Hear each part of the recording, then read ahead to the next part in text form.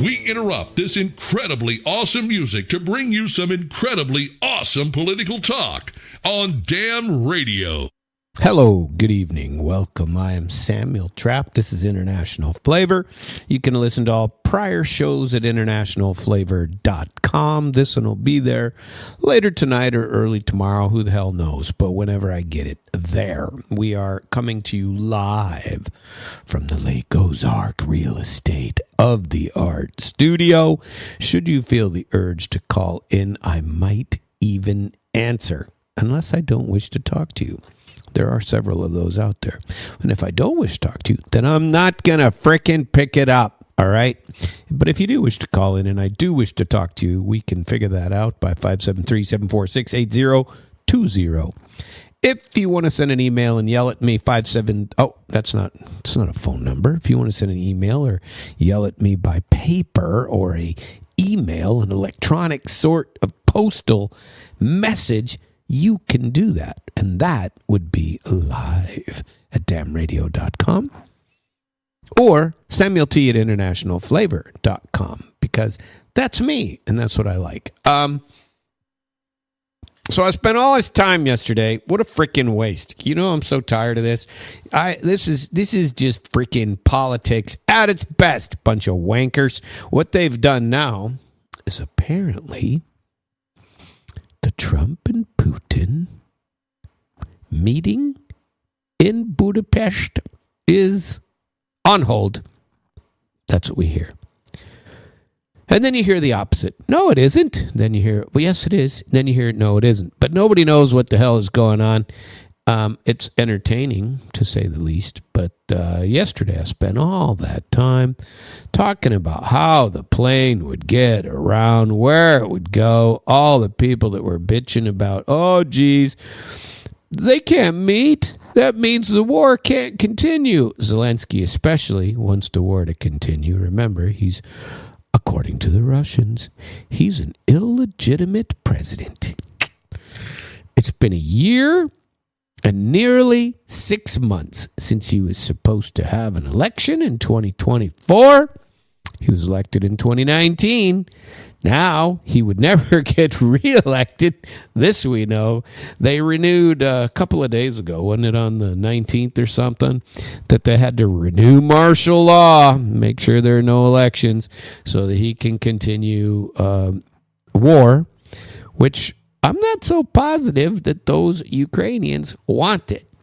I spent a little bit of time today going through the Mirotvorets list, that is disgusting. You know, they have a website, for liquidating people. And that is there.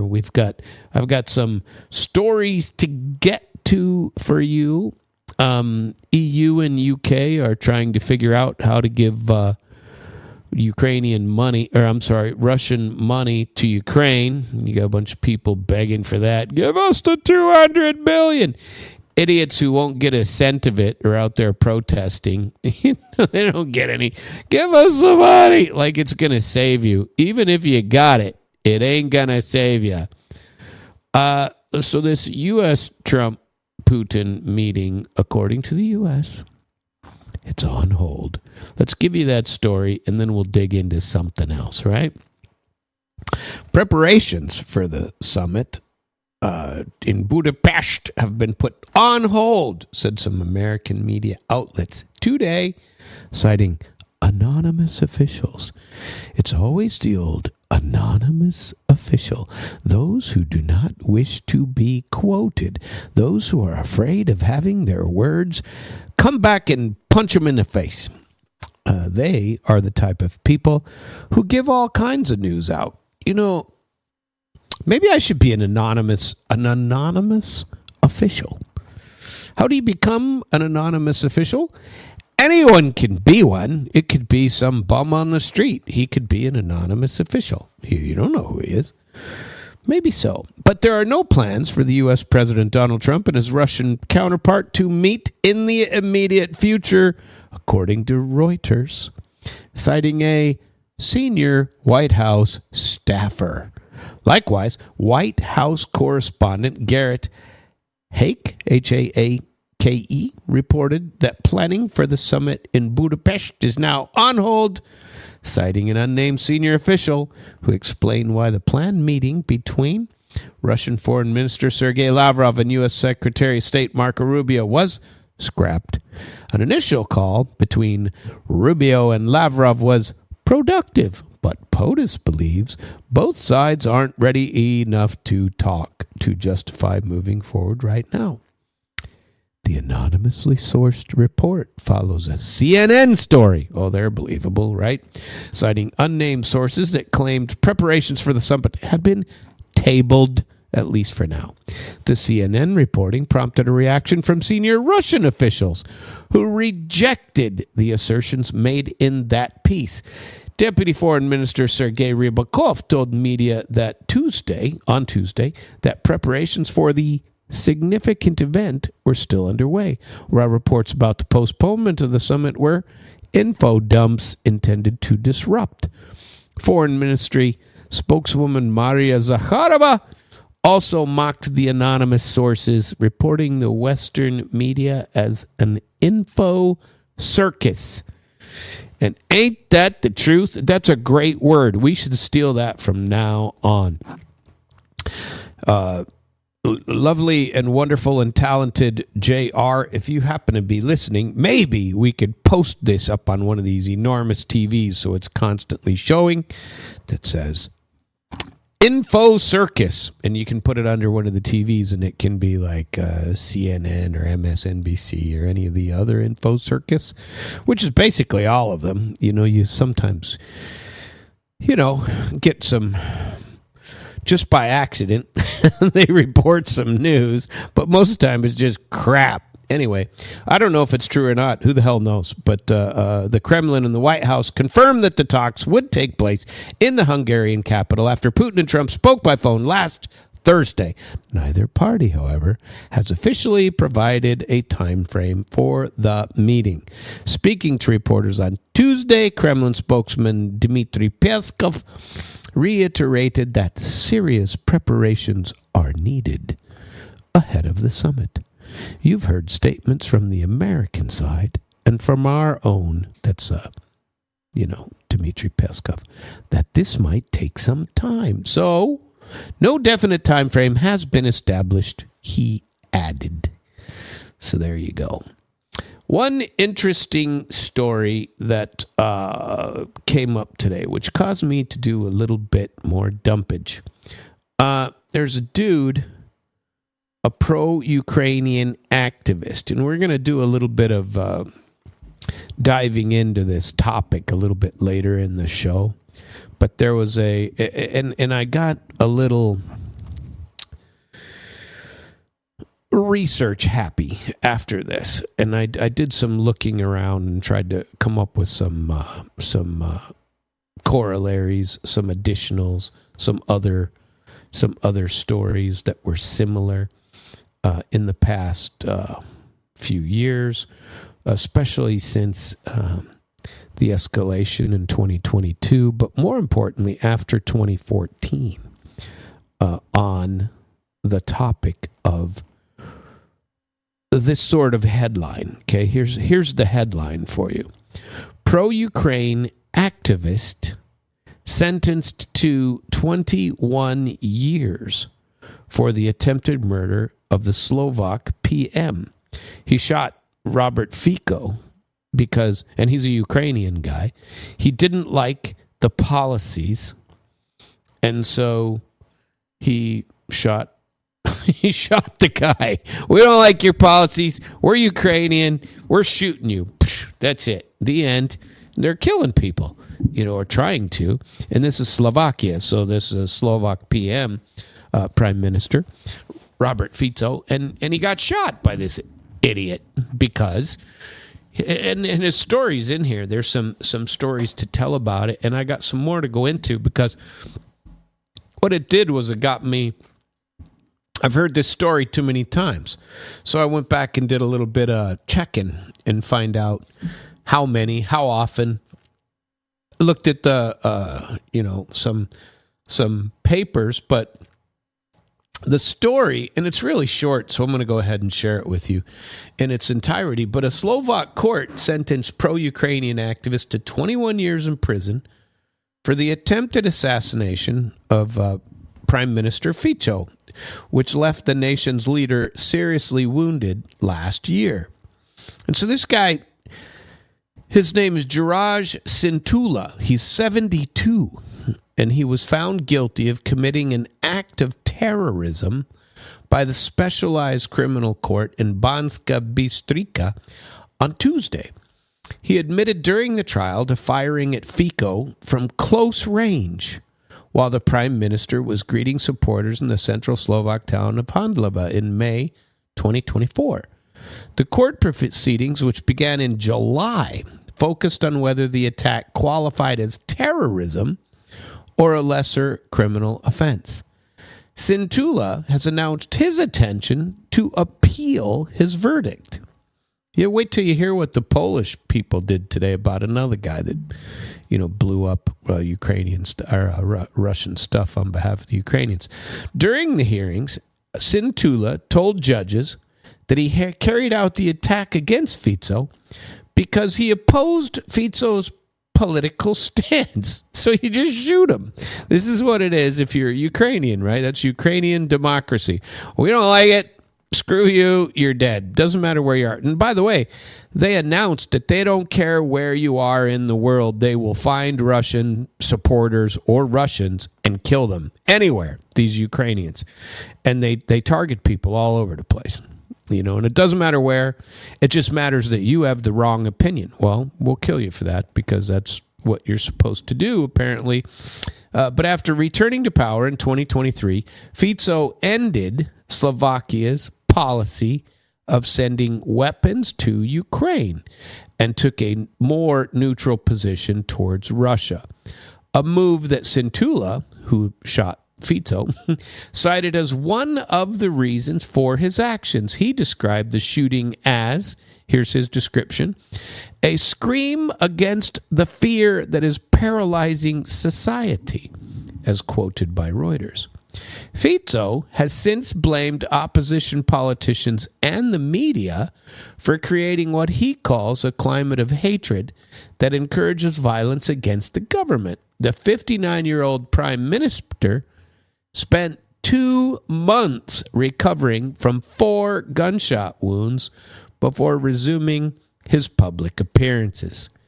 In a separate case last month, American pro-Ukrainian activist Ryan Wesley Ruth was found guilty of attempting to assassinate President Donald Trump. He faces a potential life sentence when the court delivers a sentence in December. So it's really odd that all these people end up, pro-Ukrainian, and it makes you wonder why this is. I don't know. I wanted to go through, I watched several Russian-style news shows today, and there were some headlines there. Once again, everybody's still talking about this, okay? So on 60 Minutes, which is the Russian version, right? And this was on the 20th of October, so it's yesterday's news, and there was an interview with Lieutenant Colonel and another interview on, what is the girl's name? Son of a nutcracker. Don't remember it. Interview with Lieutenant Colonel Karen Kwiatkowski. Below is a breakdown of it, right? They were talking with her just a day or two ago about Trump and Zelensky pressure on Tomahawks. And so what happened? Across both Russian programs, this that I watched, the story is Trump signaling that Zelensky has to make a deal and stop banking on unlimited U.S. and NATO support. Tomahawks are invoked rhetorically. The panel says that Kyiv is misreading what, if anything, will materialize. Zelensky is, for lack of a better word, he's flailing. He wants leverage. He wants money. He's misinterpreting Trump. His negotiations are, negotiations with Russia between Trump and company and Putin and company. They're inevitable. They will occur at some point and will reflect new realities on the ground that are changing every day in Russia's favor.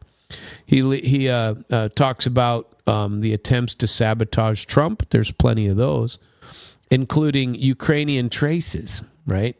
That are, prior plots. They're trying to derail U.S. and Russia dialogue. And, but I feel, I don't want to say optimistic. I'm not an optimistic sort of person. I can figure out the negative part pretty quick, and you can just about guarantee that if government is involved, the likelihood of a crappy result goes up dramatically. And it's just how it is. And so you're sitting there going, oh, Jesus, how much more foolish can we be? Well, find another government worker and I'll show you. And you just get there. Or tell me the next government project that's going to, save the world, and we'll watch the world crumble afterward.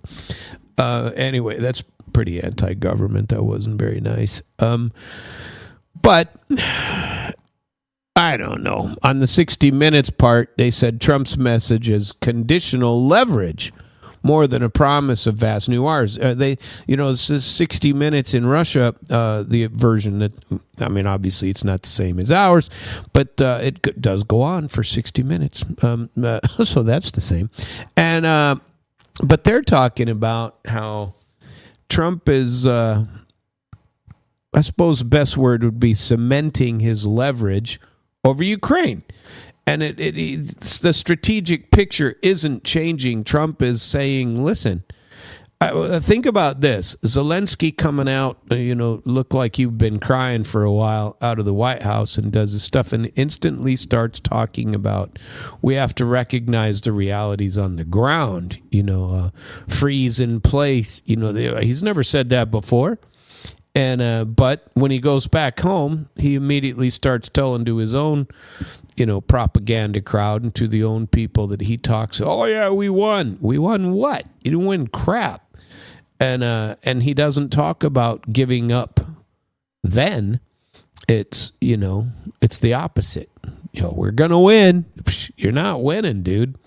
It's and you really need to figure that out. But they're still talking about negotiations, and they're on track. Istanbul Plus in the beginning. Remember what that means. They could have ended this if it wasn't for Bojo, for Boris Johnson. This would have been over in 2022, and everybody would have been better off, most likely. So a person I like to watch, Solovyov, he said, here's a quote: "The talks are coming, and they will ratify the facts on the ground. Kiev's PR tours don't change the map, and London cannot stop this." And that's true. Every bit of that is true. But he's pushing the idea that U.S. and Russia direct dialogue is logical and likely, and that domestic and security interference won't ultimately stop it. It might be delayed a little bit, but there. Zelensky is all about the money, and it's all about his impunity. It's all about the gang that got rich on the war. They perform readiness to talk, but dodge any substance. Trump, here's what he said about Trump. He said, Trump raises the stakes as a tactic, but he's not writing Kiev a blank check anymore. The Tomahawk chatter is nothing but theater, and Kiev hears what it wants to hear, as usual. The 60 Minutes people said, even if a few prestige weapons arrive in Ukraine, the strategic curve is unchanged. Escalation risks shift to NATO's backyard. Now, I don't believe that, but they did say it on Russian TV. She's saying that European and American fatigue with the war, the sanctions blowback that is really destructive to the European economy, and the inevitability of a negotiated outcome once Washington really engages are all very likely. And if Washington ever did engage, and if Washington did the right thing, and it appears to just by default, I think the government is still shut down, isn't it? I'm pretty sure it is. That just by default, and I believe some small part of the fight is attributable to money for Ukraine. Now, it's not all about that, not remotely, but it is a chunk of it. And I think that there is no stomach anymore for this continued nonsensical war. Now, there is, of course, from your warmongers, and we got plenty of those in our government ranks. They're out there. There's so many of them. It's depressing. And they're all too happy to kill off Ukrainians. No problem for them. I think it's nonsense, and they like to twist it and say that more Russians are dying than Ukrainians. I don't think so. I did a deep dive a couple of weeks ago into. Man, where did that end up? It was a small segment that I did about all the calculation of graves. And it was, sorry for the yawn. I don't sleep well. It was Arestovich was talking about cemeteries in Ukraine. And it was wow, it was a frightening number that they were talking about. Now, it's a frightening number anywhere, all the people that are dying. But, it's far worse in Ukraine than it is in Russia. Although, we don't want... Frankly, they all need to quit dying, truthfully. And I really hope they can come up with something here to get this done. But Washington cannot sustain giving away Tomahawks. Ukraine will continue to be pressured to the talks. NATO support is more and more conditional. You got to do something different. I'm not sure. The signals of a U.S.-Russia back channel. Lavrov mentioned staff working groups. He and Rubio were talking. Maybe there won't be a direct meeting between Putin and Trump just yet until they make a little efforts on the Lavrov-Rubio front. Lavrov gave a press conference, and I didn't get to see it all. It's in Russian. I'd have to read it to you in English from the, and I haven't been able to find the Russian version, but it was 8 minutes long, so I don't want to play it all for you in a different language. And but it appeared that they were saying that they still have the two working groups and they're doing quite a bit together, and that there's nothing to say that they're not going to meet, but they never said exactly when they were. And so that is it's not on hold according to them. It's just, we want to make sure that we've made some good headway. Now, there's been some statements that Trump wants to force the Russians to, it's all about, from our side of the ocean, it's about ceasefire. And the Russians, very consistently, again, like they've said all the time, forever, we will not agree to a ceasefire. We will agree to resolve the entire conflict, but we aren't just going to quit,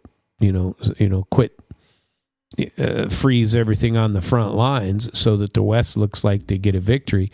Trump looks like he gets a victory for a little while, that, I got a ceasefire. Ceasefire is not peace. I don't know how clear to be about that. The Russians have been clear about it. I don't understand how other people don't get it. Ceasefire doesn't mean peace. Ceasefire means everybody go back to your side, go back to your corner. Round one is over. Go back to your corner, rest up a bit, See if they can put some stuff to fix your puffy eye and then get back out there and kick the crap out of each other again. That's what we do. That's a ceasefire. Peace means it's the end of the round. Somebody got knocked, or the end of the fight, I mean. Somebody got their butt kicked, or it's a draw. But it's the end. It's over. You know, something has to happen the judges get to say who the victor is. Nobody cares who the victor is, but the beating is over. And something needs to happen on that end. And Trump can be the ringmaster, you know, of this particular circus if he ever gets there. Let's see here. I did a little bit further on the Istanbul after watching these. Both, you know, most Russian commentators are always returning to the Istanbul of 2022. They aren't doing it out of nostalgia. It's not like, oh, geez, we wish for the days of 2022. But they're saying that the architecture for the deal already exists. And that deal was blown up by Western interference, by whoever, mostly Boris Johnson. But Blinken was in on it. Whatever general in the U.S. was all there. They're all telling him to go get back in there, take the next round. Zelensky, you know, throw your best punches. But the architecture for the deal existed, and the West blew it up. Russian officials have always said that much on the record. A text was taken shape, in fact, exchanged and signed by the respective parties and taken back to their to the Kremlin or to Kiev, and they were supposed to work on it more. And then London and Washington stepped in to prevent any settlement because it was inconvenient to their broad strategy to own all of Ukraine. And remarks by Sergei Lavrov once again talks about Istanbul, and they said the same thing back in July. You get together, and then all of a sudden, nobody shows up anymore. They had working groups formed, and nothing happened. So what would a 2025-style return to talks look like from the Moscow point of view? Let's have a look, okay? Security guarantees that actually bind people, not NATO badges or non-binding aspirations. They want something that is a real security guarantee, right? Neutrality and non-NATO for Ukraine with verifiable restrictions on long-range strike complexes that threaten Russia's strategic depths. Recognition of the realities on the ground is always one. Is any deal ultimately is going to land there anyway. Anybody who has a brain knows that. They're never going to, Kiev keeps repeating this at whatever microphone they get. Whatever fool is out there talking about it on the Ukrainian side. Russia needs to back off and give us back those 4 territories. Those 4 territories voted Russia. Period. That's it. And they're gone, even if they didn't. They're gone. Russia is occupying them. You can call them occupanti all you want, but they are occupying it for Russia. And they are all Russian passport holders now. That's how it is. The final thing is denazification, demilitarization. How long have we talked about this? It's the same thing. They want it enforceable, not as a slogan to be ignored the next day. In the U.S., basically, could force this to happen. Europe is only posturing. Washington supplies the real money. Strategic weapon integration, and political clout. If the White House says it wants a freeze and then talks, Brussels will fall in line. And Kiev, dependent on Western lifelines, will have no credible veto power on any of this. On cue, Zelensky has begun talking about his openness to talks in any format, which he rejected in July, while simultaneously attaching conditions to them. We want a ceasefire along the current lines, and that edges him closer to the only trade space left. They're going to end up along those current lines anyway. Solovyov always likes to talk about the spoilers, like London, because London, there's a lot of talk that the king spoke to Donald Trump, and Donald Trump changed his tune for the king. That's interesting. I've read a couple of articles on that, and the king is, pro-Ukraine apparently. And London will again try to sabotage any U.S.-Russia back channels like Lavrov, Rubio. They'll, any way they can, by psyops, by, legal cudgels, stealing money, or on the ground sorts of events. That's not a paranoia. It's a pattern recognition from Istanbul. That's what's happened. Moscow, the courtship of process over theater frames, you can look at Lavrov, his travels and interviews, not as diplomatic stunts, but as building a redundant pathway so that when Washington greenlights movement, they can get something and actually have it carried out. The Russian Ministry of Foreign Affairs communications in October, again, spotlight Istanbul agreements as the reference point. You listen to Lavrov, he's always talking about that. That means Moscow wants public memory of the Western interference when they talk about bargaining leverage, because the West interfered with this. This was done in 2022 until Bojo got involved. There's a substance management. A negotiation that produces durable calm has to address any long-range strike capabilities in Ukraine. ATACMS, cruise missiles, air launch platforms, reconnaissance, satellite tasking. Without limiting these things, any ceasefire would be inherently unstable. So a ceasefire that doesn't address missiles and Ukraine continuing to send drones and stuff into Russia, ultimately fails. That's how it works. And that's true. It failed the last alleged ceasefires there were. Ukraine didn't pay any attention to them at all. So Tomahawks and similar weapons, they don't exist in a vacuum. They live, with basing, on-site radar, sustainment that implicates NATO firing. That's why Washington's hedge on Tomahawks matter. It's not, that they were talking about all last week. And I think that's why ultimately Ukraine isn't getting them. Because everybody knows these are nuclear-capable weapons that cannot be fired without U.S. direct participation. So that would be a theater-wide escalation decision by the U.S. to give those weapons to Ukraine. So they also talked quite a bit about NATO and EU fatigue and the sanctions blowback. And so if you had to summarize this, it would be ideology meeting physics.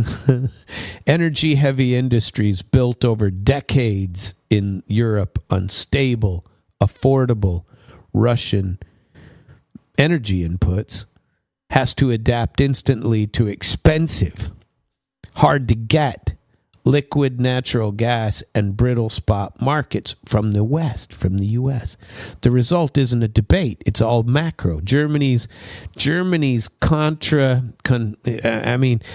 think about what Germany has done in the last 4 or 5 years, especially since 2022. They've contracted. The contractionary trend across 2023 into 2025 has been paired with soaring insolvency. I mean, did you hear what was going on in Lufthansa? Once the pride of air travel. I'm telling you, I loved flying on Lufthansa when I was in the military. If I could ever get on Lufthansa flights when I was going back and forth from Moscow or to Berlin, Moscow to Munich, Moscow even to D.C. If you could get Lufthansa, you definitely wanted him because American Airlines was crap. And Lufthansa was fantastic. Good food. Now Lufthansa sucks. It's really sad because at the time, Aeroflot was crap. Now you fly on Aeroflot, that's a worthy airline. They're better than a lot of Western ones, better than American Airlines for sure. They have better travel lounges. They got better airport spaces. They got better planes, better stewardesses. But, you ever fly on American Airlines these days? Those stewardesses are downright rude. I mean, they don't like anybody. They're not even pleasant. You're treated like you're a 6-year-old on the bus to school. And it is very bad. And they are not kind. And sorry if you're one of the very few kind ones, but I tell you what, you want some kind ones, hop yourself on Turkish Airlines, get on Aeroflot, and especially get on Qatar Airways, United Arab Emirates Airlines. Get on those. Those are fantastic, especially for international travel. Don't take an American flight. Oh my God. 12 hours on one of those. Jesus, you're lucky you're not getting spanked in the back of the plane for being a bad boy, if you're snoring or something. Nonsense. At any rate, I digress a tiny bit. Got me on a little bit of a touchy spot. So, at any rate, everything is going down in Europe. Political fatigue, economic fatigue. You can only tell small manufacturers and small households all across Europe to tighten their belt for democracy for so long, especially when there isn't any democracy in Ukraine. Nonsense. And, so you can only tell them that for a while. Over the 2 years, reports and commentary always have documented Germany's stagnation and lost decades. They are linking energy shock to their competitiveness that's eroded. This is why shows, talk about, Brussels and how this gas ban to 2028, they got to get rid of the gas ban. And not necessarily to resolve the symbolism, but because they're just going to keep getting worse, because the economics are going to continue to decline. Budapest has already warned that forcibly severing long-term energy contracts would trigger hefty penalties, legal economic time bombs that Brussels doesn't want to talk about, because what they're trying to do is try to get, Budapest to cut off, Hungary must get rid of Russian gas. They can't do it. The EU is trying to outlaw it. You're outlawing member states from buying gas from who they want. You're better off buying it from the U.S. at double the cost, right? So it's not only the price, it's the process. Replacing long-term pipeline arrangements with U.S. liquid national gas and volatile cargoes means fragility, bad weather in the Gulf, maintenance slips at liquefaction trains, or Asian spot surges will empty European storage faster than models predict. And that's before you even price carbon and transmission constraints. Gazprom's Alexei Miller said this: Europe's over-reliance on renewables without dependable baseload has created systemic vulnerability when the wind doesn't blow and the sun doesn't shine. Meaning they can't produce energy in that way. London's plan's the chief spoiler. They push escalatory policy and offload a large share of real costs to the continent. The political math is punishing them. Domestic polls across multiple EU states show rising skepticism of open-ended Ukraine commitments, which exist all across Europe, and nationalist and Eurosceptic forces, AfD in Germany as one, hammer energy competitiveness that they do not have, and the great social pain it causes. So the Europeans aren't idiots, especially the people that are having to suffer through all this. They know the cause, and the cause is you're not buying the cheapest and the best product. It's nonsense. So there were, let's see, they keep talking about energy in the thermodynamics and contracts too. 2028 ban on gas might look bold on paper, but in practice, long-term contracts and penalty clauses mean real money and legal jeopardy Hungary saying that we don't want to sever agreements, that we made multi-year, multi-decade agreements. Nord Stream is gone. Yamal is dormant. Turk Stream is continuing to feed southern and southeastern Europe with Russian gas, by the way. But that's precisely where Ankara keeps reminding Brussels that energy security requires realism and pragmatism. Turk Stream's 31.5 billion cubic meter capacity is a pressure valve. It's hidden. It prevents a full-blown supply crunch in parts of the EU. And so, if they decouple any of that, because it has Russian gas, it's going to hurt them, Europe even further. And so all this sanctions and all this other stuff is just going to be a continued decline for Europe. And their energy is too expensive to compete. It just they can't have any competing. So let's see. Then we had a little bit about global bandwidth, but I'm not going to go to that. I want to get on to why would Budapest be on ice? Because Budapest, I told you they might be delayed, and I told you I was going to get into it further and what they talk about. So first of all, let's check out the fact pattern. So when you go to law school, you always have to have a tale of the story, right? And the story that you have to analyze is called a fact pattern.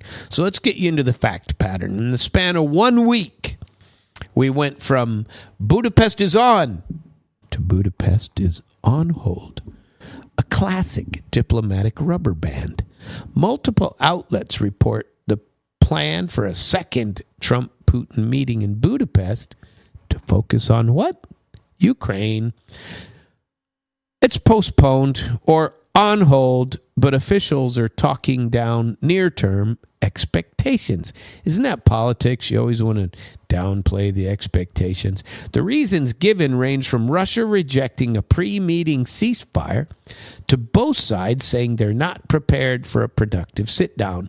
The headline isn't that a summit exists, it's that conditions aren't there yet. And both sides want to demonstrate that publicly. If you rewind, let's go back. This whipsaw might make a little bit of sense. Trump telegraphed Budapest after a call with Putin and Zelensky, ever wary of being cut out, signaled that he'd show up if he was invited. Yeah, Zelensky, please invite me, is basically what he was saying. The Hungarian press milked this for all it was worth. Brussels gambled, London scowled. Then the brakes squealed. Press briefing started using phrases like, maybe we're not sufficiently prepared, or no plans in the very near future. Translation? What does this mean? Washington wants Moscow to pocket an armistice-style freeze along the current front lines first, or at least to pre-commit to that. And Moscow wants Washington to stop pretending that Kiev has the veto power over anything and to address the hard security guarantees up front. So it's a stalemate. Thus, instead of a meeting, we're getting a pageant. So Russia's public line has been steady for months. Talks are possible, realistic terms, locking in the facts on the ground, neutralize Ukraine, no NATO, constrain long-range strikes. Russia's strategic depth, doesn't, and they're targeting pipelines. You don't want any of that being attacked anymore. The Kremlin repeatedly framed Istanbul 2022 as the blueprint. So what does Washington want? Here's what Washington wants, according to all the latest.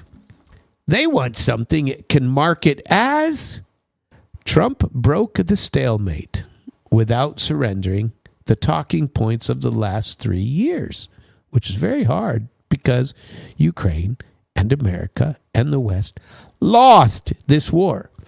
The cleanest path is a freeze now, negotiate later approach. Halt on the current front lines, stop the bleeding, declare momentum toward a political style settlement. That might be tidy enough for a podium, but it leaves the very hard fights, status, security guarantees, de-NATO, and that means committee and working groups have to get going. But there's a catch. To get Moscow to swallow a freeze, Washington has to signal limits on long-range strikes and on using NATO territory as de facto launch pad for those strikes. Precisely the zone the U.S. prefers to keep ambiguous. They don't want to talk about that. Does Kyiv fit in at all? If so, where? In public, Zelensky says he's ready to talk anywhere, anytime, including Budapest if you invite me, he cries. But the rap is in the conditions and the optics that work for his domestic audience.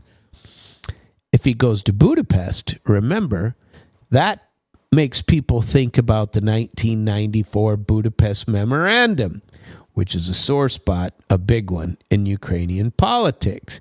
That's where they lost their nuclear weapons, right? He badly needs the summit to look like a path to more leverage and more weapons. But his Tomahawk balloon has already popped. He admitted the U.S. doesn't want escalation, which is the diplomatic code for we're not getting any. If Washington's red lines are narrowing and Europeans' political oxygen is thinning, which is already gone, Kyiv's leverage comes from attention. And a summit that recenters Trump and Putin reduces attention on Zelensky. So, why Budapest at all? Because of optics and Orban, like we talked about a couple of days ago. Hungary can sell itself as a NATO and EU pragmatic country, a venue that isn't loaded with Western moral theater. For Trump, it's friendly turf. For Putin, he can get there without having to figure out how to tap dance around his ICC warrant. But venue doesn't mean strategy. The second the White House press room starts downplaying timing, saying, oh, it doesn't have to be immediate, Budapest's value dropped from a historic site to plausible backdrop, a placeholder until the underlying security trade is real. That's why you might see a schedule, and the next day you might see no plans in the near future, which is what we're getting right now. So, what is holding all this up? I think there are three concrete reasons for this being held up. The first one is the BS ceasefire framing. Washington wants a freeze first that proves that Trump got some de-escalation. Moscow wants a guarantee first, so the freeze isn't used to rearm Kyiv. So the guarantee that Russia wants is, say, we cease fire, you're going to quit providing weapons, you're going to quit providing munitions. You're going to stop funding. Kyiv is going to stop mobilization efforts and bringing people out. You cannot use a ceasefire to rearm and resupply and prepare, and then we got to take the initiative again. We have the initiative. We aren't going to hand it over just because you want to ceasefire. If you'll give up and say that we can still have the initiative, freeze in place might actually mean something. So they want that. They want a long-range strike figured out. No more NATO giving long-range weapons, ATACMS, Tomahawks, whatever that they have. And any real deal has to talk about ranges, where they base them, and tasking authority. No tasking authority from the West with verification that it's not a joke. That's what Russia wants. And then no more, one of the other thing that is holding this up, the third thing, is domestic political theater. Trump wants a win that looks like his win, that he can put a feather in his cap and get himself the all-elusive Nobel Peace Prize. Moscow won't give him this without reciprocity that lasts beyond one U.S. election. That's one of the big complaints everywhere else in the world is that America and Americans have extremely short attention spans. Russia has plans that go out to 2050, government plans. China has some that go out even longer. And many countries have that sort of long-term planning. We got nothing. We don't go that far. All we are is stuck in committee. We have idiots running the till, idiots running the planning. There is no planning. We pay triple. We have zero infrastructure development, and I've gone into plenty about that. That is not so with other countries. They know how we work, and we're extremely short-sighted and extremely flighty on a massive scale, the macro scale, from the federal government side. We're a bunch of nuts. And, you can't trust us. They've been saying that forever. You cannot trust us because 4 years from now, it's gone. So what are the signals? What are the signals? We all know the signals. You don't get anything. And what would a real Budapest deal look like if it actually happened? Here's one that I consider actually plausible. Okay, this one might actually have a chance at being pulled off. It's minimalist, but plausible. I think you actually could get an operational freeze along the current contact lines with, some sort of demarcation or incident prevention, stuff like that. How do we stop people from firing after the ceasefire, that kind of thing, if you want to call it a ceasefire. But they want to call it an operational freeze. But that freeze has to be something a little bit more. And that's where I get into point 2. If you took a long-range strike moratorium, said no Ukrainian capability to fire longer than, call it 300 kilometers. Take those systems out of Ukrainian hands. No NATO soil tasking or basing that enables these deeper strikes. That's what Russia is saying happens anyway. And, most experts agree that it has to be because Ukraine couldn't do the things that they do with long-range weapons without the people from the West. So they task them on NATO soil, but fire them from Ukrainian soil. That's nonsense, and according to the Russians. So that would be a plausible term on the table. Verification that focuses on architecture, meaning you have to take strategic tasking away, basing and stockpiles, rather than publicity-friendly but meaningless photo ops, where you got to actually have a real verification process. And then a sequence talk track that actually means something. Security guarantees and neutrality first. Status and legal issues kicked to, later dates with language both sides can then sell at home. Something like that. Notice what is not there. Grand moral pronouncements, Ukraine's the great people and Russians are bad. There's no immediate status resolution, no open-ended Western security guarantees that are actually NATO. These items derail the train before it leaves. So I don't think it gets there.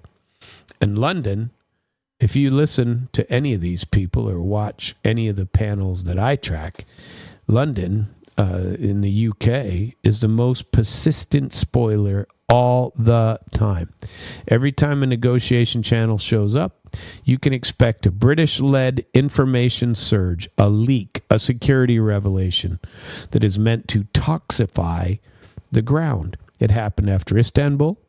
It happened after Budapest, way back when. It happened after Istanbul in July this year. And if something happened in Budapest, you can guarantee it'd happen again.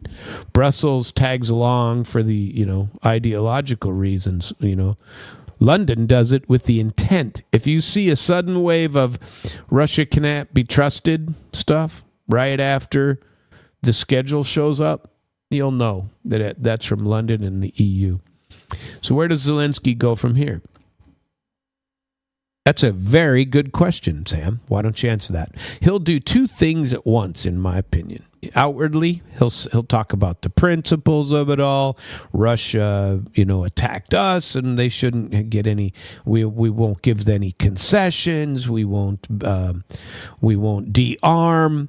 He will talk about Budapest as an opportunity to press Moscow and lock in Western aid. But he's watching the same charts as everybody else. What's taken away attention from Ukraine, Gaza, Syria. Generals in the Pentagon are all talking about how China's the next enemy and we got to get ready for them. So nobody's interested in continuing to support Ukraine. Industrial pain in Europe is eroding any sort of support they're getting there. There's a smaller window to get the most that they can as Ukraine out of this, because the more Russia advances, the smaller that window, the more closed that window's becoming. And so I think he'll be open to talks, but he will continue to talk about, the Ukrainians wanting to continue and fight till the end and get our territory back. He's done this dance quite a few times before. So Budapest isn't dead. It's just, political marination. There's if there's no strike architecture, then then there's not going to be a ceasefire. Europe cost is still going to be a problem. The Tomahawk moment, I already told you what's going to happen. If the U.S. had the stomach to greenlight deep strikes with high escalatory optics, it wouldn't be hedging right now.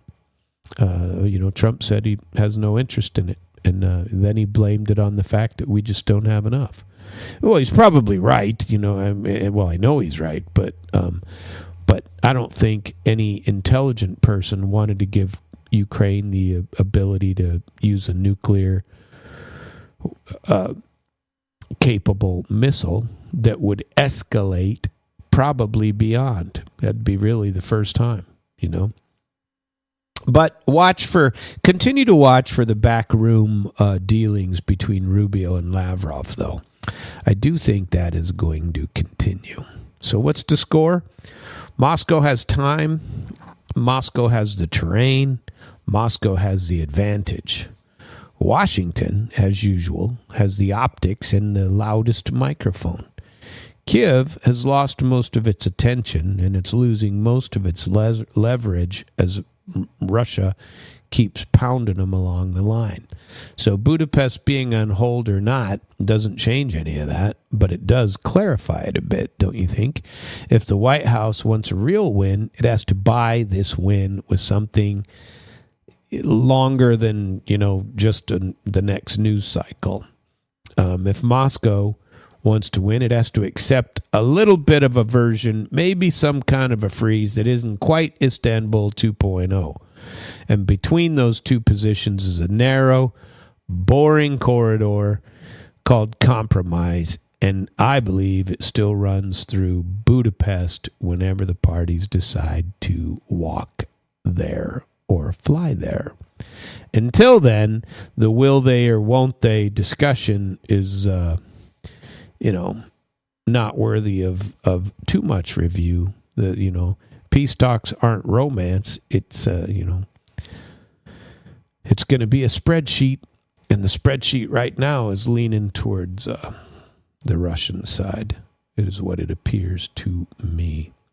So I wanted to do a little bit of a dive quickly, a short, not a deep dive into weapons provided from 2014 to 2016 under the Obama years. Washington limited support to non-lethal aid and training. Remember that? And the U.S. Army publicly delivered counter-battery radars to Ukraine in November 2015, and they had a ceremony in Lvov. Remember that? Poroshenko was present. It was a battlefield enabler because it shortened the the kill chain against artillery and rockets, and they got more radars in 2016. In 2017 to 2021, under Trump, Washington gave the defensive assistance the first high-profile example were Javelin anti-tank missiles. Remember that? Mostly through foreign military sales delivered in 2018. During these years, Kiev also received secure comms, electronic warfare gear, more counter batteries and air surveillance radars, night vision goggles, medical support, Mark 6 patrol boats through the Ukraine Security Assistance Initiative, which is still ongoing. Under the Biden years, after the post-February 2022, U.S. shifted to large-scale warfighting kits, HIMARS launchers, remember those that didn't get anywhere, GMLRS munitions, M777, 155 millimeter howitzers, which they've lost 99% of, NASAMS, Patriots, Bradley fighting vehicles that all got the crap beat out of them, Stryker M113Ss, 31 M1 Abrams tanks, Harpoons, HARM anti-radiation missiles, Phoenix, Ghost, and Switchblades, more electronic warfare, secure comm, spares, field support, crucially, escalatory munitions, DPICM cluster artillery rounds. Those cluster rounds were a bad deal. And ATACMS ballistic missiles, short-range cluster variants used October 2013, long-range values. So you know, these were highly escalatory. London has been giving, they moved early and often. Pre-2022, they had Operation Orbital inside Ukraine from 2015 to 2022. They trained 22,000 personnel on infantry tactics, medics, logistics, intel. After 2022, they changed, the UK changed their own operations. They were still there on the soil. They called it Operation Interflex, and they tried to move it back to the British soil. Through partners, they scaled their training further. On the kit side, UK supplied Laws, Javelins, anti-armor missiles, and then lots of other stuff. Storm, Shadow, long-range, air-launch cruise missiles, and Brimstone, ground-launch missiles, and Martlet LMM stock. The UK's official pages track this in detail if you ever want to go look them out. Germany, Berlin shifted from initial reluctance to becoming a major donor. They sent Iris-TL SLMs with interceptors, improving Kiev's point and area air defenses, Gepard Spog's vital interest against the Shahed drones, Leopards 2A6 tanks, Leopard 1A5 with partners, Mars 2 MLRS Patriot components that they sold them from the U.S. Warsaw was the most forward donor, T-72 and PT-91 tanks, Crab 155 millimeter howitzers, most of which are also destroyed. Later, they gave up some MiG-29 fighters, the first NATO member to hand over jets familiar to Ukrainian pilots, and the large volumes of ammo, spares, logistics. It also acted as a key logistics hubs for U.S. and NATO supply lines. So Poland's way in. Slovakia and Czechia, they sent strategic assets, S-300 air defense batteries in April 22. MiG-29s, they sent some with Poland. Czechia provided refurbished T-72 tanks, howitzers, some of these that they had kept from Soviet times. France supplied a buttload. Nordics and Netherlands, they sent missiles. Denmark, Turkey even provided their Bayraktar TB2 UAVs. So all of this is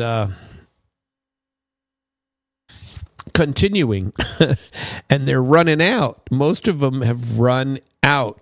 The money trail from the U.S., think of the U.S. pipeline in three buckets. A Ukraine Security Assistance Initiative, the PDA, Presidential Drawdown, and then FMF, Foreign Military Financing, right? So Ukraine Security Assistance Initiative was created in 2016. Lets DOD buy kits for Ukraine from industries.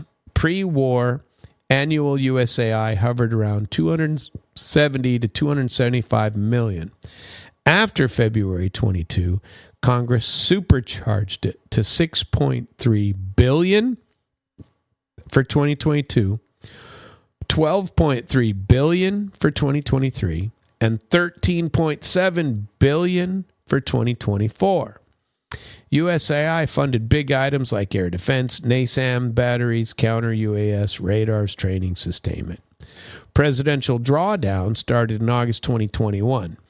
Took immediately from the U.S. stock, not anything else. The totals announced by May of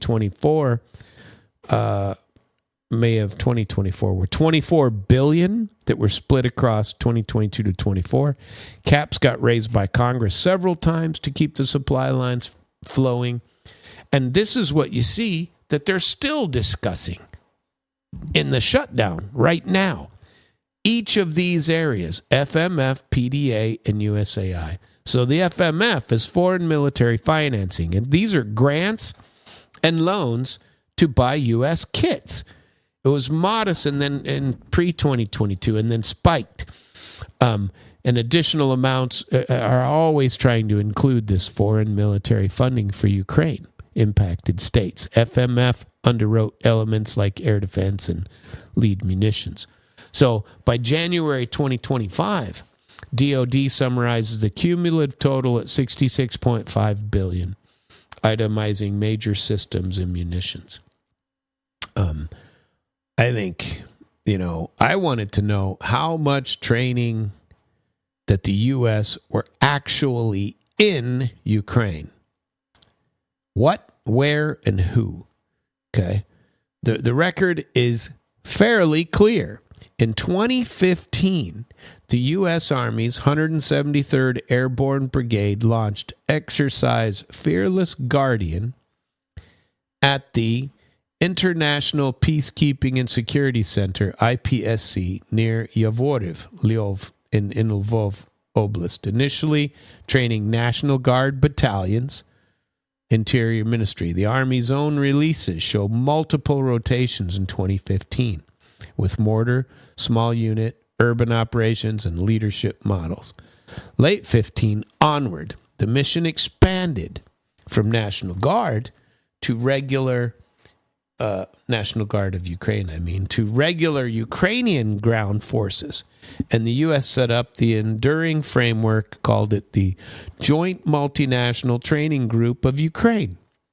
Joint Multinational Training Group Ukraine was led by U.S. Army Europe with rotating National Guard brigade teams. 45th IBCT from Oklahoma, 27th IBCT, New York, 278th ACR of Tennessee, and allied instructors, UK's Orbital, Canada's Unifier, sorry, I said that wrong, Poland, Lithuania, and others. DOD and National Guard releases put hundreds of U.S. trainers at any given time on 6 to 9 month tours, building a Ukrainian combat training center and seeding their NCO and leadership development courses. So this is from 2015, friends and neighbors, that we were building the army of Ukraine personally from America, right? We were sending people over there on 9-month rotations from the U.S. Army or many, many associated like National Guard or Army Reserve units. A respected UK Defense Institute, and I don't know the nomenclature, but it's RUSI, estimated that between 2015 and January of 2022, the U.S.-led Joint Mission Training Ukraine trained 27,000 Ukrainian personnel. Canada's Unifier trained 33,000. UK's Orbital trained 27,000. So basically, they did have all of these training centers on Ukrainian soil way before 2022, and add those up. 33,000 plus 27,000 is 60,000 plus 22,000 more. They trained 82,000 soldiers that we trained on Ukrainian soil. Okay. After February of 2022, as Russia built up, Washington began to withdraw troops. 150 to 160 Florida National Guard troops from Ukraine were pulled out on 12th of February 2022 out of an abundance of caution. Within weeks of that is when Russia struck the base where they were located. The U.S. immediately reestablished the people they withdrew in the Joint Mission Training Group Ukraine mission in Germany at Grafenwehr and Hohenfels. That's where the Combined Arms Battalion training and system-specific courses continued. And I think I know somebody, well, I know several people who are at Grafenwehr and Hohenfels. I've been on both those bases years and years ago. After 2022, outside of Ukraine, Government Affairs Office said that 116,000 Ukrainians were trained outside of Ukraine by February 2024. 16% of them by the U.S. Combined Arms, Artillery, Air Defense, and System-Specific Training. That number climbed by 2024, May, to 127,000 across all partner nations. There are media reports that say that the CIA personnel also ran warfare and targeting instruction for select Ukrainian units after 2014. So the CIA was in operation in Ukraine after 2014. Probably before that, probably participated in the Maidan takeover and overthrow of the government, just like I've been saying forever. And they ran this training. These accounts are based on unnamed sources, but they're widely discussed and never confirmed in official documents. Either way, overt documented DoD training footprints, nobody disputes that we were there at least since 2015. But there's a lot of people who say CIA was there before that. From the Russian point of view, this training tracks its central concern, what it said all along, shows the NATOization of Ukraine forces, doctrine, training protocols, leaders, years before 2022. Years before. And the evidence that Moscow tells is that the West embedded itself in Ukraine's war-fighting architecture, not just in politics. So how does threading all these needles show how the pipelines are shifting? The West in 2014 to 2017, they called the aid to Ukraine is stabilization, border security, reform, and on the ground, the stuff that they provided, they were talking about radar, secure comms, optics, and advisors that make Ukrainian units harder to defeat, and but that makes them also less dependent on Soviet legacy doctrines, right? Because now they're all being trained by Western people. From 2018 to 2021, the lethal elements came in. Javelins that Trump gave up, allegedly for deterrence, patrol boats, better radar. The U.S. lines were maturing. They were buying hardware and building institutions, training centers, doctrine stools, sustainments from Moscow's point of view. This was the decisive phase. The infrastructure of a NATO army was being laid inside of Ukraine. And from 2022 to 2025, once the shooting war expanded, the West ran the escalation ladder, just like they always do when they're trying to do regime change and push further toward Russia. They ran all the man-pads and the ATGMs, the tube artillery, multiple launcher rocket systems, standoff missiles, jets, and Russia adapted with EW, decoys, dispersal, glide bomb tactics. The coalition that tried to plug the gaps, the NATO, then they sent more interceptors, counter electronic warfare, deep strike money.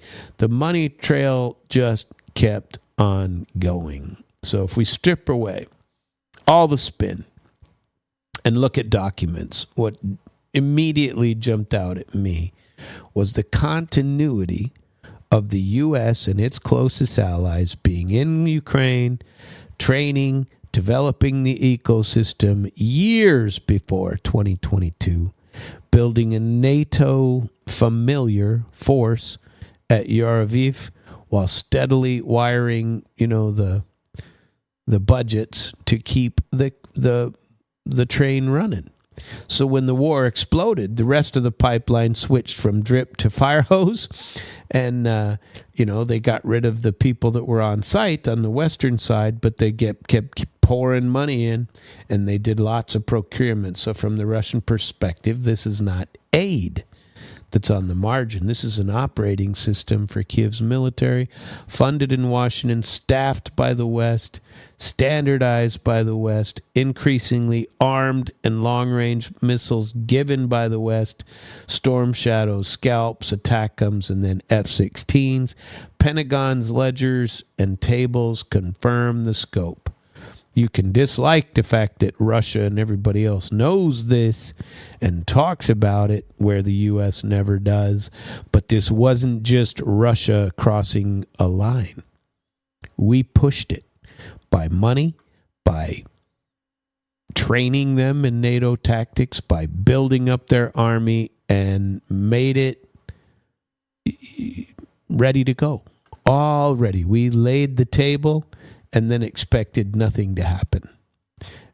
Meanwhile, they're bombing the hell out of their own country in the Donbass, and we just look the other way for that. That doesn't make any, what are we? Why are we going to bother with that, right? I wanted to do, and I think I can do it in 15 minutes. I'm pretty sure I can. There's been some. And I actually have two little chunks that I wanted to talk about, because I wanted to talk about these Ukrainian nationalists that I talked to you about in the beginning that have done a lot of killing. And I also wanted to go into Nord Stream. I think I will put Nord Stream off till tomorrow and investigate like I told you about Fico getting attempted assassination and 4 bullet holes by a Ukrainian. Well, there's been a pretty, Ukrainian nationalists and pro-Ukrainian supporters who resort to murder, terror, sabotage. Since 2014, it's a pretty big international impact cases, that come up. And some of them, like Crocus, if you remember that, was really, a decade after Maidan, with the Western-backed overthrow of the sitting Ukrainian government, a decade after that, the landscape is, pretty clear. Ultra-nationalist currents that once lived on the margins in Ukraine, right sector, Azov military brigade, and assorted volunteer networks, they became battlefield legitimate. And then, now, they've got political cover. That isn't a value judgment, by me. It's an operational reality. The Western press even acknowledges the far-right roots and symbols of the Azov formations. They later rebrand them inside the Ukrainian National Guard. Reuters bluntly stated that these Wolf's Angle-style insignia and swastika insignia and the movements of white nationalist origins, came about long ago. And it's now officially part of the state structures. In that same period, we saw the normalization of targeted killings and infrastructure strikes outside the immediate front. First in Donbass in 2014 to 2017 when they were killing their own people. And anybody that said anything pro-Russia, or not even necessarily anti-Ukraine. They were killing officials and leaders over there. They were targeted killings of people. And then they've done the same thing deep inside of Russia from 2022 to the president. And increasingly, they're doing them in other countries. Kiev's own security leaders are usually pretty excited about it. GUR Chief Kirilo Budanov was quoted in 2023 saying, here's what he said: "We've killed Russians and will continue to kill Russians anywhere in the world." Later, he clarified it in the Kiev media, but he said those words. Meanwhile, Mirotvorets, that peacemaker alleged database, keeps public-style dossiers on enemies of Ukraine and notches them as liquidated after they're successfully killed. Human rights groups have criticized this long before 2022, but it's still going on.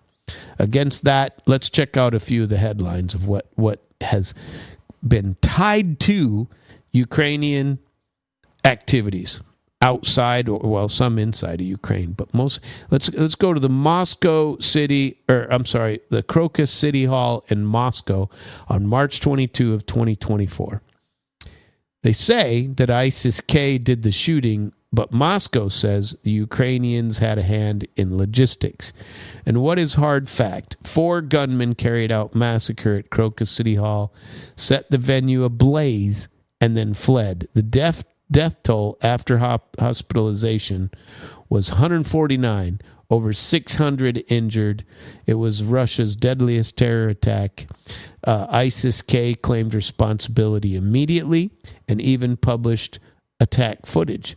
Trials began in August for 19 of the defendants tied to the case. Moscow says Russian security organs and the gunmen tried to escape toward Ukraine and that a window was prepared for them. Investigators said financing channels linked back to Ukraine. The Kremlin publicly framed it as an ISIS trigger, pulled along supply lines connected to Kiev services. Ukraine and the U.S., UK reject any Ukrainian involvement. But that doesn't address whether facilitators used Ukrainian territory to prepare. I say Crocus is most likely a hybrid case. They have plausible peripheral logistics to intersect what was going on in the war. These intersections are exactly where clandestine cooperation, safe houses, cutouts live. Even if Kiev didn't have any foreknowledge, I doubt that. I think they did. The FSB claims that an exfiltration route ran through Ukraine. It isn't outlandish to think about that, especially in a wartime geography. The significance is strategic. It lets Moscow argue that terror war and the Ukraine war are fused together. And many in the West have waved that away far too quickly. Let's talk about the cross-border campaign into Belgorod, Kursk, and the doctrine of making Russian civilians feel the war. Okay? And I've got a bunch of them in here, but I just thought of another one. I only picked 3, and I didn't see this on the list that I was picking from. But there's another one that took place in Crimea on the beach when they sent cluster rounds to the beach on a Sunday afternoon, and let cluster rounds blow up on the beach, killed a good number of people. But those were fired. Those were fired by the military. Kiev military did that. I say that's terrorism myself. But here, there's a multi-year stream of rocket, missile, and drone strikes into Belgorod. Russia's border has been repeatedly hit. 2023 strike killed 25 and wounded 100. It was the worst civilian loss of life from foreign enemy fire on Russian territory since World War II. By July 24, Belgorod's governor said over 200 civilians have been killed and 1,100 wounded in the region. And the numbers, have climbed up since 2025. Kursk, the same thing.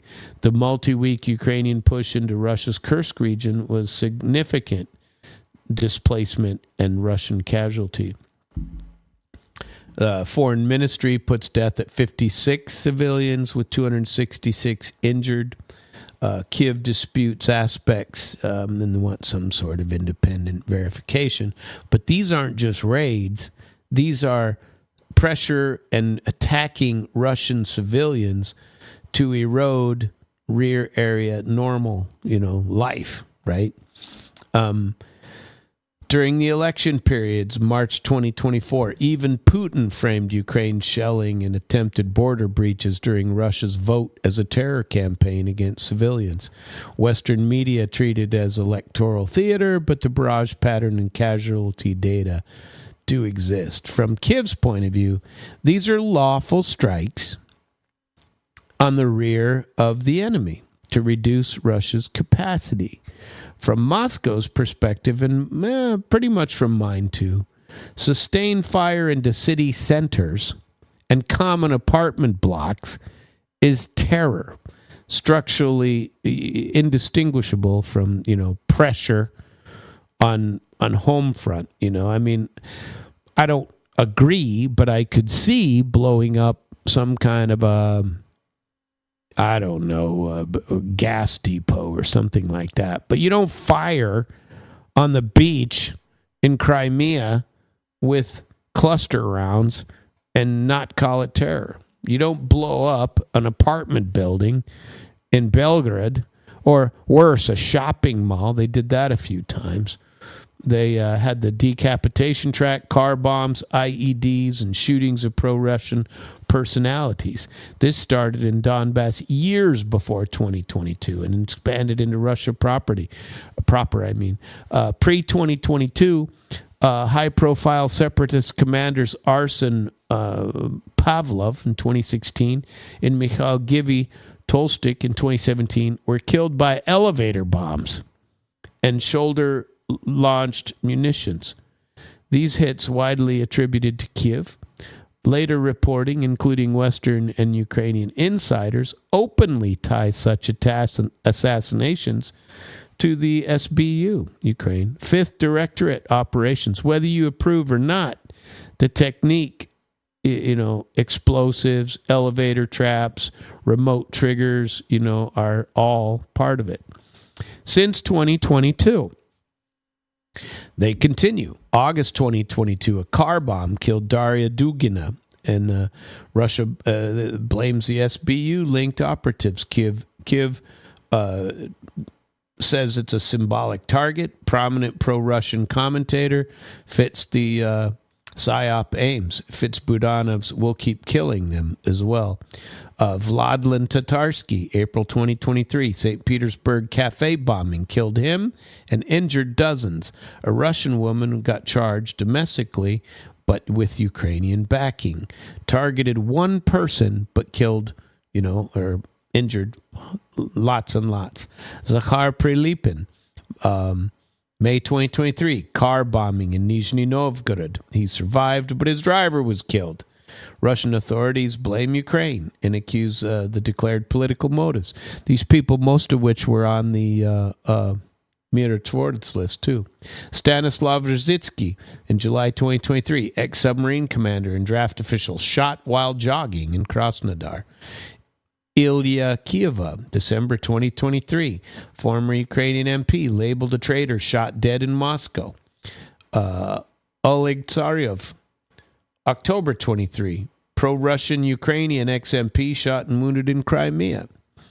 Occupied territory officials in Kherson and Zaporizhia face a sustained assassination campaign starting in mid-22 of car bombs, IEDs, and shootings, and even Western outlets track a dozen-plus attacks on collaborators, frequently described by Kiev-friendly media as partisan justice. The method's the same: bombs under seats, near doors, roadside devices. You got the Mirotvorets, and the big ticket infrastructure, Crimean Bridge, the Kerch Bridge, has been hit multiple times since 2022, and that's a civilian target. It's if that's fair game, I guess you're all there. We talk about Trump and Fico being shot by Ukrainian activists. Nord Stream getting blown up by the Ukrainians. Patterns, quite a few of them. And there's rear area civilian tolls, targeted killings are constant. Earlier playbook, is continual, and the ideological is always there. These ultranationalists, the ecosystem that the West, initially downplayed, or it was inconvenient, and they didn't like to talk about it, but they even took assistance from the Azov battalions for a while, but then they lifted that ban in 2024, normalizing what would have been taboo pre-war. They just said they were a terrorist organization, and then give them money anyway. The Poles refused to do anything about it, and I wanted to share that article with you, but looks like we are running out of time. I appreciate you being with me tonight. I'm Samuel Trapp. This is International Flavor. We're on Damn Radio every night from 9 p.m. to 10:30 Central Standard Time. That's Chicago. And all of my shows are recorded and put on internationalflavor.com shortly thereafter. I appreciate you joining us on the program. Tomorrow is Wednesday, the longest day of radio for Damn Radio. Please join us and with several shows. I'll be back again tomorrow night. I very much appreciate you being here, and have a very good night.